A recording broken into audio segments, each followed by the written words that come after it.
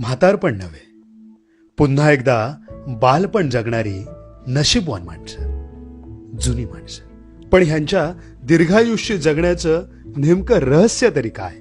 जिमला जात नाहीत, रोज पंचपक्वान्न खात नाहीत, तरी ह्या वयात सो कॉल्ड सेलिब्रिटींना लाजवेल असा फिटनेस, शेतात घाम गाळून गावची शुद्ध हवा, निर्मळ पाणी, कष्टाची भाकरी खाऊन पंच ज्ञानेंद्रियांना सुखावत तृप्तीचे ढेकर देत जगणारी स्वाभिमानी माणसं.